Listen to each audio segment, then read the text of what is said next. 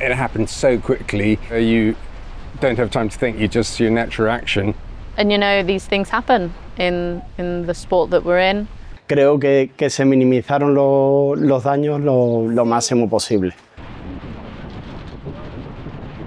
So we were slowed down, waiting for the gap to open up, killing the speed. Peninsula ducks, then we go for the gap, which is there.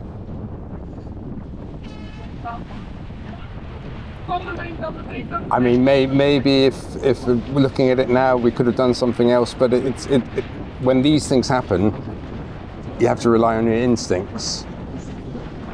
It's much easier now to see what happened on the with the brilliant videos, but at the time, you see these things and you don't have time to think.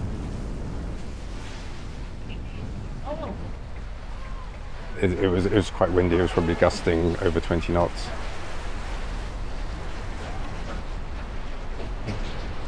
It's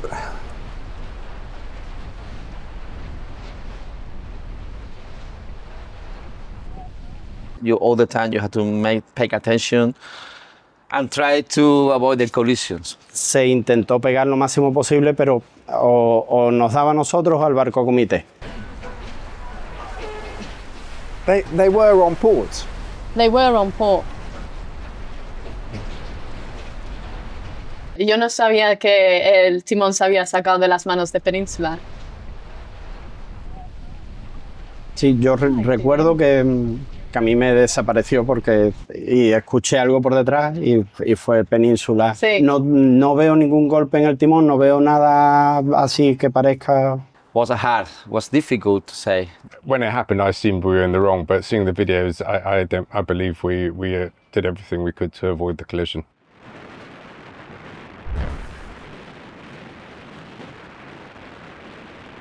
The collision was not actually the most dangerous part of that situation, do you think?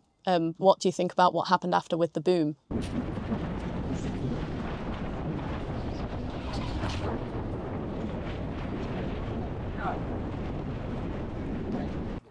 I think that was okay. I mean, I think it hit my back or whatever. It wasn't that fast. We were going very slowly at that point. Okay. We were going fast when we hit them, or we were trying to decelerate when we hit them. But at that point, it just rubbed along our backs. We were wearing the buoyancy aids, which are very good padding for things like that. Oh, very good.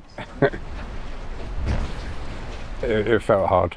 It was. I mean, the J80s are brilliant boats. They're so solid, but you see the chunk taken out of Nexum, which we're very sorry about. A bit of gaffer tape, and she was back out racing. I thought it was going to be worse than what it was. It's not a hole; it's a dent. Y no es algo estructural, no es un sitio donde pueda el barco romper. Vamos, al día siguiente pusimos cinta y navegamos.